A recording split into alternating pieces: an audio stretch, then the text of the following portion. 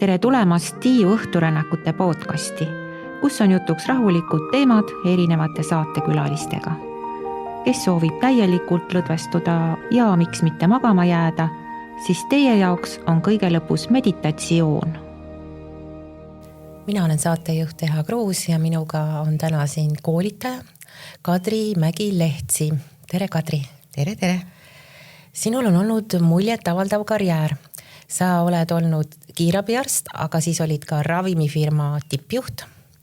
Siis olid veel Tööandjate Keskliidus ja olid seal tervishoiu töörühma juht, ütlesin õigesti? Jah, tervisetöörühma. Tervisetöörühma juht. Ja nüüd on sinust saanud koolitaja.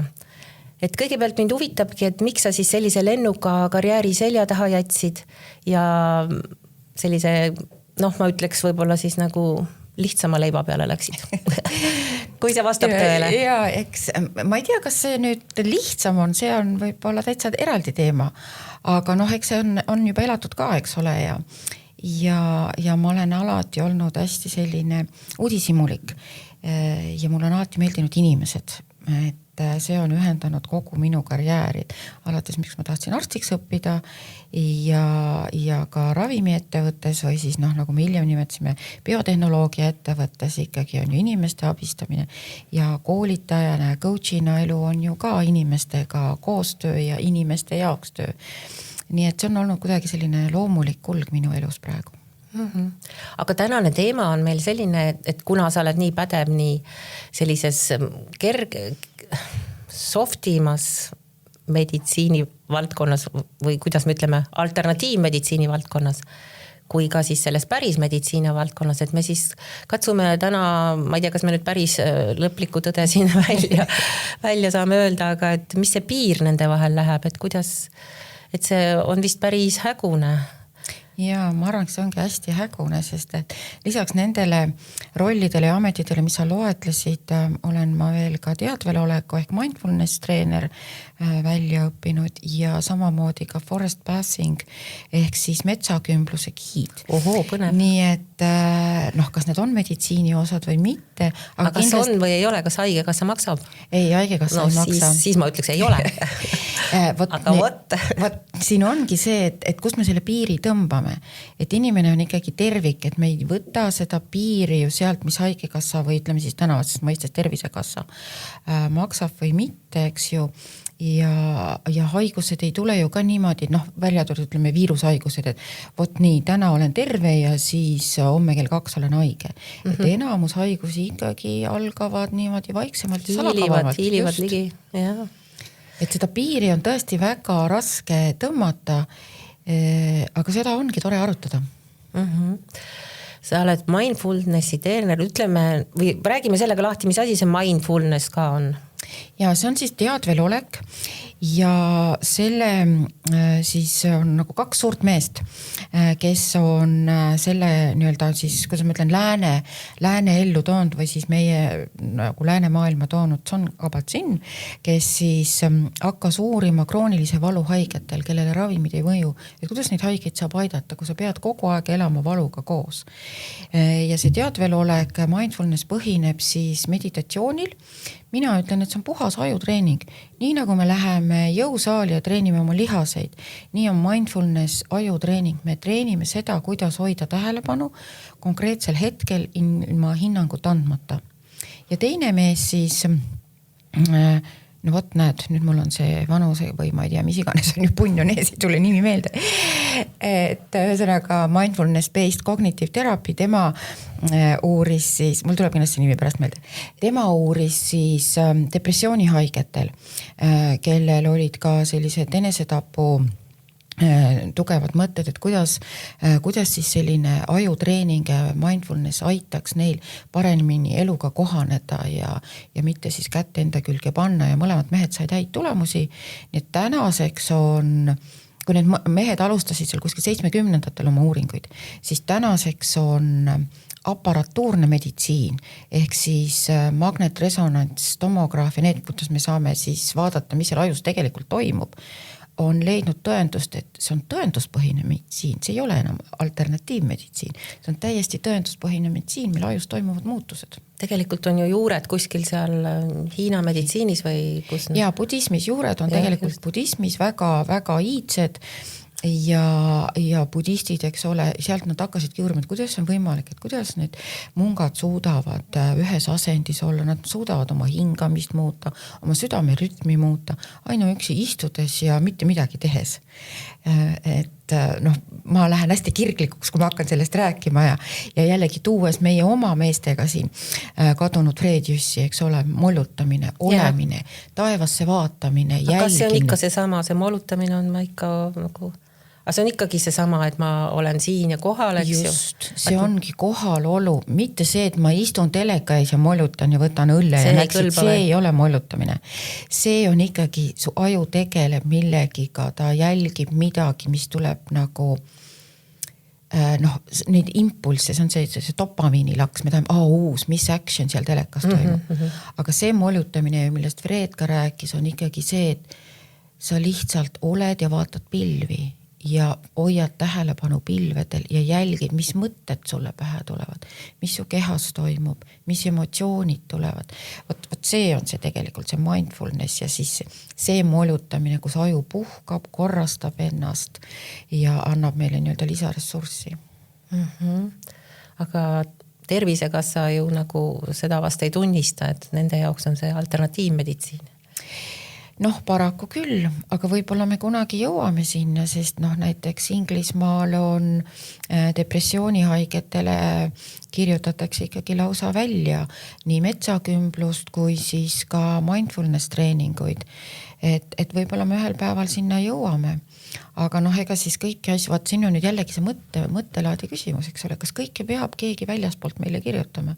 Et võib-olla see on midagi, mida me saame täiesti ilma rahata iseendaga ise teha. Ise metsa minna. Absoluutselt.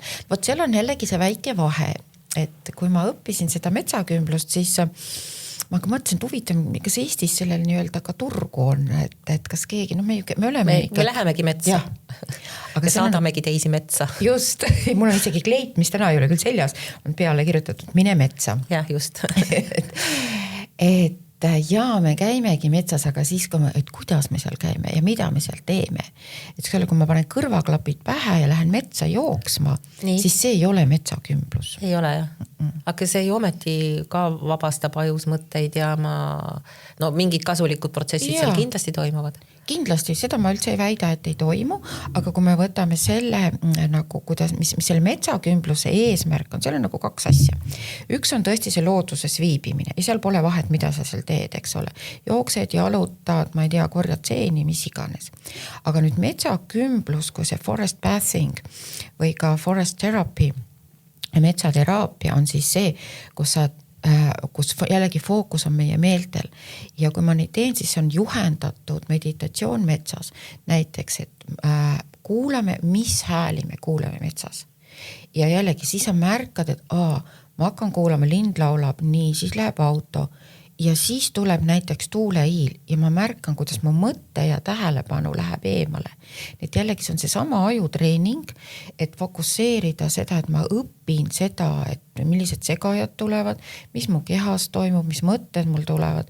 Et see on selline nagu juhendatud meditatsioon ja võib-olla veel, miks ta on nagu oluline just sellised, kui me räägime täna sellisest tervise meditsiini aspektist, et ka need inimesed, kellel on võib-olla raske liikuda ja või mõned, ma ei tea, ATH-ga inimesed ja ka lastel on seda palju uuritud, kellel on keerukad sotsiaalsed suhted, et see ei ole nagu sport või matkamine, et ma olen teinud näiteks Kadriorus ühe puu ümber, et ei pea käima suuri pikki maid, et piisab sellest, kui on killuke loodust, et saab kõik meie meeled nii-öelda läbi treenitud.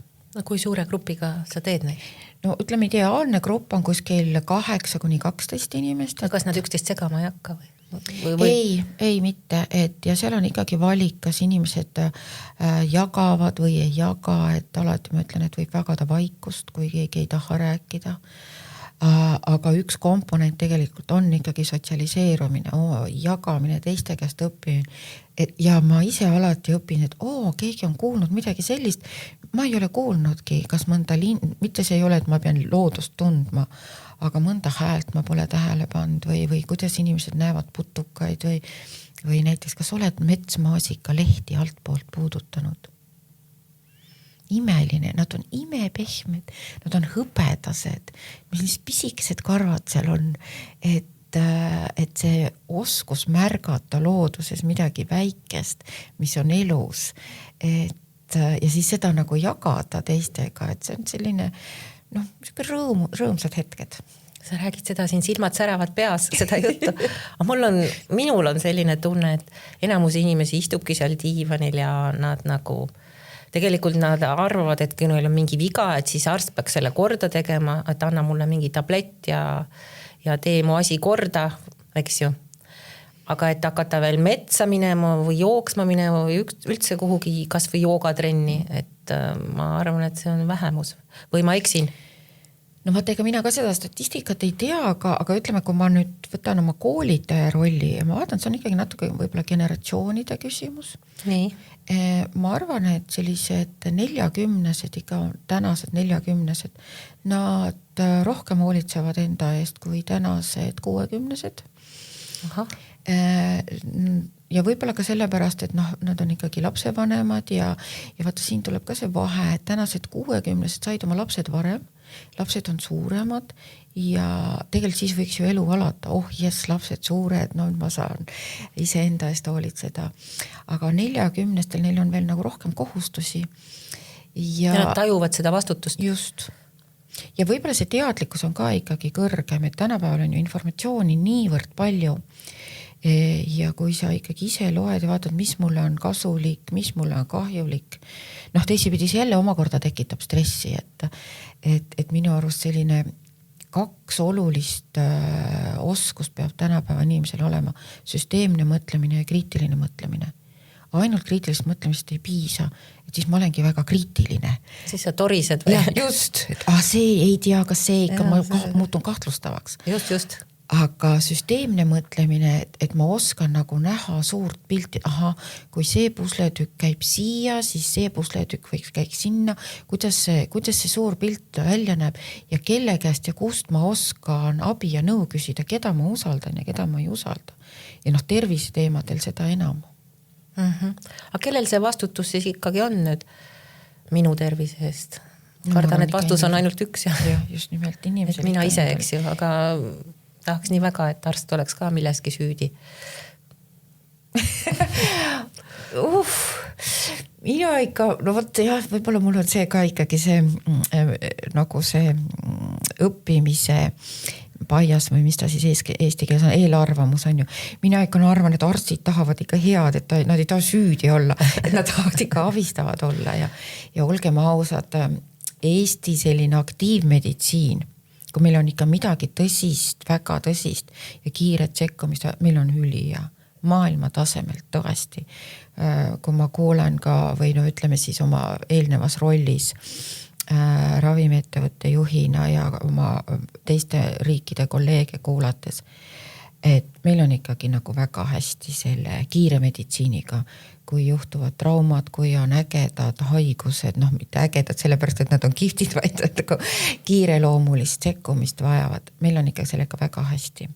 Millega meil ei ole nii hästi, on see ennetav meditsiin ja taastav meditsiin. Selleks ei ole raha vist enam. Ja ma arvan, et see ja võib-olla ei ole hästi ka sellega arstide nagu sellega, et nad ei suhtle inimestega nii palju, kui peaks, see on võib-olla ka sellest, et neil ei ole aega. Ja võib-olla see on ka natuke meie ootuste küsimus, et me paneme liiga palju arstile. Meil meditsiinis peaks olema toetavat personali, sotsiaaltöötajad, psühholooge, õdesid, füsioterapeute, et näiteks krooniliste haigustega ega arst teeb oma rolli ära, aga edasi peaks olema juba teiste spetsialistide töö, eks ole. Kui mul on raske liikuda, mul ma ei tea, liigesed on haiged, ega arstil seal polegi suurt midagi teha, see on füsioterapeudi töö. Võib-olla seal on lümfoterapeuti vaja, aga võt neid erialasid meil ei ole kuidagi nagu toetatud, mis meil on täiesti puudus minu arust, on geriaatria. Meil on üksikud geriaatrid. Arsti me sellest ei pääse, elanikkond vananeb. Me peaks ammu olema see kohal, kui kaua meie inimesed elavad. Et ma mõtlen oma elu tagasi, et kui ma olin kiirabiarst 90-ndatel, siis 70-aastast inimest haiglasse insuldiga. Teda ei võetud vastu. Nii vana, jah? Nii vana. Jumal, naljanumber. Jah, eks ole, tänane siseosakondade keskmine patsient on võib-olla seal 90-aastane. Nii et selline vana inimeste... See on tõesti peadpööritav areng, on ju? See on tegelikult super, aga see on toonud meile teised mured hoopis tükis. Et kuidas me vananeme, kuidas me vana inimesega hakkama saame ja kuidas me teda toetame. Nii et, ja jällegi, kus siin läheb see piir, eks ole, mis on veel inimlik, mis võib-olla enam ei ole inimlik. Jah, see on veel omaette väga valus ja küsimus. Ja. Sa oled olnud ravimifirma tippjuht ja sa tead ka selliseid lugusid, kus inimesed nagu oleks pidanud pöörduma selle päris teadusliku meditsiini poole, aga mingil põhjusel nad nagu ei usalda arste ja nad on pöördunud siis selle alternatiivi poole ja need on nagu suht kurvalt lõppenud. Need on kurvad lood, eriti ütleme see ettevõte, kus mina töötasin ravimid väga-väga rasketele haigustele, näiteks nagu kasvajad ja immuunpuudulikkused. Et siin on küll nagu see koht, et ma arvan, seal tuleb arsti usaldada. Et kui kasvaja haigus on tekkinud, siis seda nii-öelda alternatiivmeditsiiniga, mul tegelikult ei meeldi see sõna alternatiivmeditsiin. Aga mis see parem sõna oleks? Ma olen selle peale hästi palju mõelnud, ega mul nagu ei ole lahendust või öeldakse ju, et on nii-öelda tõenduspõhine meditsiin, need on siis need ravimid, mis eks ole on läbi uuritud ühte, teist ja kolmandat pidi, me teame nende efekti, me teame nende kõrvaltoimed. See on siis nii-öelda see läänemeditsiin. Siis täiendmeditsiin, see on juba selline parem sõna, et ta täiendab seda ja võt sinna alla kuuluvad tõesti sellised, ütleme, nõelravi ja võib-olla ka mindfulness, sellised, kus on uuringuid tehtud, mida on rahvad kasutanud erinevad siis kas loodusrahvad või nii-öelda vanad traditsioonid, vanad tsivilisatsioonid aastatuhandeid. Ja siis on nii nimetatud, vahel öeldakse just. No mina ütleks, et kuna see on nagu, see on nii selline sõna, mis nagu hästi vastandab ja kuidagi... Ja see kuidagi alavääristab, aga ma ei tea, kas see on väärt alavääristamist või ei ole. Mina ütleks, et mõned asjad on kahjulik meditsiin. Ahah, okei. Et tõesti, mida on ka võib-olla uuritud ja me teame, et nad on mürgid, eks ole. Kuigi jah, öeldakse, et meile ju arstiteaduskonnas õpetatakse, iga ravim on mürk. No iga toit on ka mürk, kui seda liiga palju süüa. Just. Aga kui me ikkagi, ma ei tea torusiili või ma ei tea mingisuguseid MMS-i, mis on nagu uuritud ja on teada, et ta on kahjulik, siis nendest tuleks nagu hoiduda. Aga võt nüüd see täiendmeditsiin seal vahel on, ma arvan, see on midagi sellist, mis oluline on number 1, et ta ei tohi olla kahjulik, eks ju. Ja nüüd kust ma seda tean? Näiteks võtame naistepuna, ravimtaim, mida on kasutatud. Me võime ju mõelda, et taimed on alati kasulikud. Aga ravimtaimi, kui neid on uuritud, siis nad võivad olla ka kahjulik. Näiteks naistepuna ja päevitamine ei käi kokku. Võivad tekkida seal erinevad nahalööbed ja allergiad ja nahakahjustused. Aga kui palju me seda naistepuna pean tarvitama, et ma ei teaksin, et ma ei tohikski tegelikult päevitada? No nendega Eestis on uuritud 9 ravimtaime, mis on Ain Raal on, see on tõesti Eesti korüfee ja siis Tartu Ülikooli juures farmakoloogia õppetool, et kus on seda korralikult uuritud, mina ei oska neid koguseid öelda, et ma ei ole see spetsialist, aga kindlasti suurem kogus, kui see, ütleme, see nii-öelda meeleolu teetassikene, et see üks teetassikene juua, ma arvan, see ei tee midagi, aga ikkagi sellistes raviannustes, mis on kõrgemad kui see võib-olla see teelusika täis tassi peale. Okei, hea teada. Või näiteks grapefruit, et mitmete ravimitega on teada, et ei tohi näiteks greibimahla juua. Ja kui ravimitega on see uuritud, siis see on kenasti kirjas selles patsiendi infolehes. Aga nüüd jällegi tulla selle küsimuse juurde tagasi, et miks inimene loobub sellest nii-öelda meditsiini poolt, teadusmeditsiini poolt pakutavat ravist ja läheb siis sellele, kas ainult täiendmeditsiini poolt. Ma arvan, et see on hirm ja lootus samal ajal, et see on ikkagi selles psühholoogias kinni, et miks ma ei usalda arste, miks ma ja usaldan samal ajal siis neid inimesi, seda valdkonna, mis ei ole teaduslikult uuritud. Et need juured on ilmselt ikkagi selles inimeses endas, tema kasvamises, et see on selle hirmu ja usalduse küsimus, balansi küsimus. Ja ma arvan, maailmas on võib-olla kõige, ma ikkagi nagu mõtlen selle peale vahel ja olen ka, kui inimestega rääkinud, et Steve Jobs, ma arvan, on kõige valusam näide, kus talle elu andis kätte võimaluse. Tal avastati ju juhuslikult pankrase vähk varajases staadiumis, mis oleks olnud täiesti ravitav. Ta oleks võib-olla täna meie keskel. Aga tema otsustas minna teist teed, mitte usaldada lääne arste. Ja ta hakkas neid usaldama alles siis, kui enam mitte midagi teha. Tema elu küll pikenes tolleaegse parima raviga, aga see elu jäi ikkagi liiga lühikeseks. Just nimelt selle pärast, et usk oma iseenesesse oli liiga kõrge ja usaldus lääne meditsiini kohta oli liiga madal. Kui me telefoni teel sinuga rääkisime, siis sul oli ka oma ravimifirma tippjuhi tööst nagu selliseid näiteid tuua, et kas sa saaksid? Ja, need on nagu valusad näited, et just nimelt selles onkoloogia põhjal, et kus inimesed on saades teada oma diagnoosi, on otsustanud loobuda keemiaravist, see tundub nii õudne ja see tundubki õudne, sellest on nii palju kirjutatud ja ongi õudne. Ja ongi õudne, aga kui mõelda, et mis on õudsam, kas see, et need rakud kehas, siis inimese kehas, patsiendi kehas paljunevad meeletult ja ei allu kontrollile, et nad vajavadki nii-öelda õudset lööki. Selleks, et neid seal tappa, räägime selliste sõnadega nagu see tegelikult on, just, et me tahame ju, et vähirakud saaksid tapetud ja siis ütleme organismi enda rakud, mis on normaalsed rakud, saaksid uuesti toimima. Ja tõesti on, me oleme kuulnud neid ju läbi arstide, kus inimesed on keeldunud ja kui noored naised näiteks rinnavähiga on keeldunud ravist õigel aegsel ja siis kui haigus on levinud juba lümfisõlmedesse, teistesse organitesse, siis tegelikult inimene enam ei tervene, aga on võimalik veel ikkagi selle lääne meditsiiniga pikalt edasi elada. Ja samas on arstid rääkinud neid juhte, kus siis kasutatakse ka tõesti seda täiendmeditsiini, et toitumisega, liikumisega ja mõtlemisega. Et see on ja jällegi see teadmine tuleb sealt mindfulnessist nagu teadvel olekust, et ja ka sellest, et neuroteadlased on kindlaks teinud, meie aju on plastiline, neuroplastiline.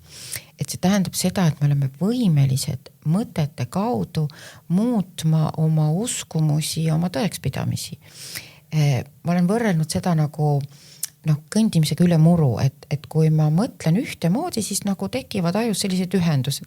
Talle on raja sisse läbi muru, et see on nagu otse tee. Ja tavaliselt toimub see automaatselt, eks ole. Nüüd, kui ma teadlikult hakkan teistmoodi mõtlema, toome mõne näite võib-olla, et lihtsam, et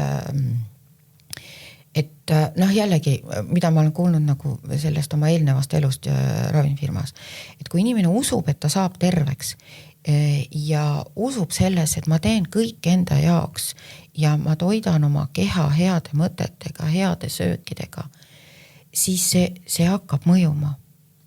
Ja kui ma usun, see on seesama, see võib olla ka placebo efekt, tegelikult käib samamoodi. Ja samamoodi käib see nocebo efekt, millest räägitakse vähem, eks ole. Seleta see noceboga. Nocebo on see, et kui ma arvan, et see mulle ei toimi, mina saan kõik need kõrvaltoimed, mis seal lehel kirjas on, siis ma need saan ka.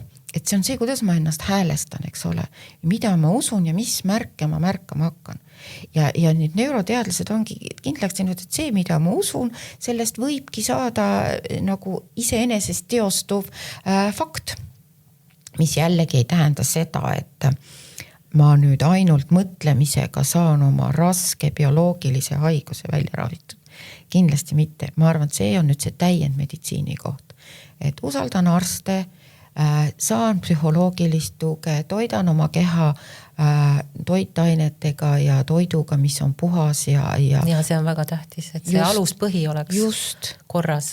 Liigun, vaatan, mis inimesed mu ümber on, kes minu ümber on, kas need inimesed annavad mulle energiat ja häid mõtteid või vastupidi, need on see, kes nagu imevad mu tühjaks ja ma ei taha nendega koos olla. Või kas üldse mul inimesi ümber on, et see üksindus ju ka tapab samamoodi? Ikka, just. Ja kui ma olen üksi, kust ma leian endale siis, kui võib-olla mitte sõpru, siis aga vähemalt kogukonda, kes on need inimesed ja need, ma võin vabatahtlikuks minna, sotsiaalmeedias ma saan ka inimestega tuttavaks. Just nimelt. Tänapäeval on neid võimalusi 1,1, võib-olla ongi liiga palju. Jah, ei saa öelda ka, et sotsiaalmeedia on ainult halb, eks? Ei, kindlasti mitte. Aga meie aeg hakkab vaikselt lõpuni tiksuma. Enne veel, kui algab meie 5 minuti meditatsioon, ole hea, Kadri, ütle oma karjääri jooksul, sul on see nii mitmekülgne olnud, et milline on olnud selline kõige õpetlikum kogemus, mille sa oled kaasa võtnud? See on nüüd küll, ma ei tea, kas see on karjäärist, aga see on kuidagi mul nagu see elu, kindlasti mu töö jooksul on see tulnud kõik, mis teete endale. Jah. Nii hea kui halva. Ka halvad mõtted, kui mõtled kellestki halba, see tuleb sulle endale tagasi. Kui teed kellegile head, see tuleb sulle endale tagasi. Et just nimelt see, et kõik, mis teete endale. Ja võib-olla see, mis on veel, mis ma olen nagu elu jooksul õppinud, et enesesõbralikkus.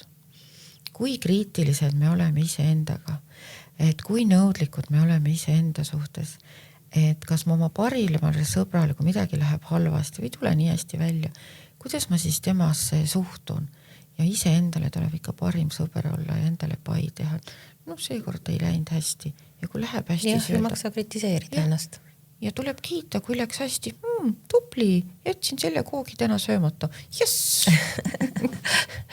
Aga aitäh, Kadri, et selle koogitüki jutuga on tore lõpetada ja jõudu sulle sinu tegemistes. Aitäh kutsumast ja olgem terved. Leia endale mugav asend.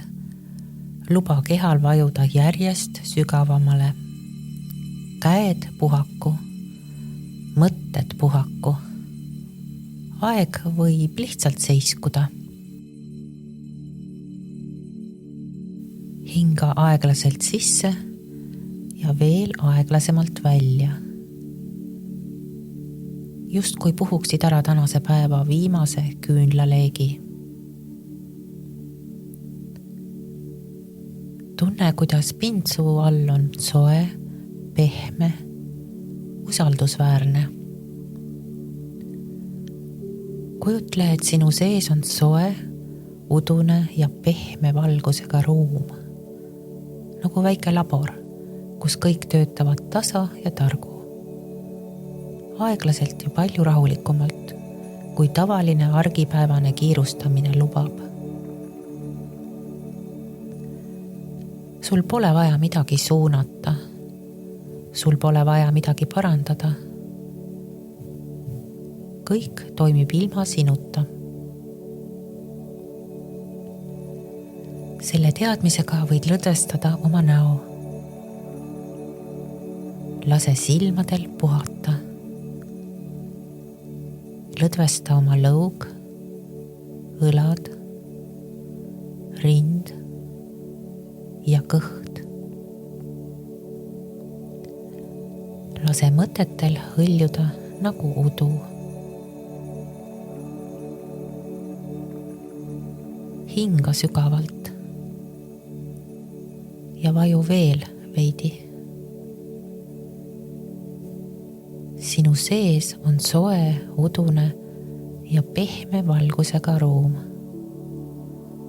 nagu väike labor. Selle ruumi keskel on lauake ja selle peal kompass. See ei näita ilmakaari. See näitab sinu tasakaalu. Nõel liigub aeglaselt, väga aeglaselt. Just kui oleks ka tema unine. Vaata seda liikumist. See liigub koos sinu hingamisega. Iga väljahingamisega muutub nõel rahulikumaks, kuni peaaegu ei liigugi enam. Mõtted võivad tulla. Need on nagu udused pilved, mis lihtsalt libisevad mööda. Ja sina võid olla lihtsalt vaatleja. Kompassi ümber on 3 helendavat punkti. Üks märgib teadust, teine kogemusi, 3. sinu sisemist aimdust. Lihtsalt 3 õrna kuma. Luba endal märgata, kuidas need 3 võivad koos olemas olla. Ilma pingeta, ilma vastupanuta, ilma vajaduseta midagi otsustada. Hinga aeglaselt ja sügavalt sisse, kuni kopsud täituvad.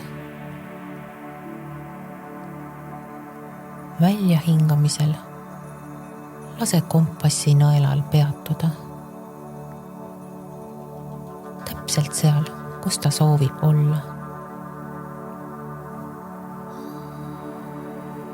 See on sinu tänane keskpunkt.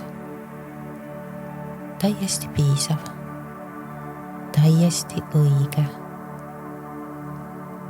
Sa võid lubada endal langeda sellesse hetke, sellesse sumedasse valgusesse.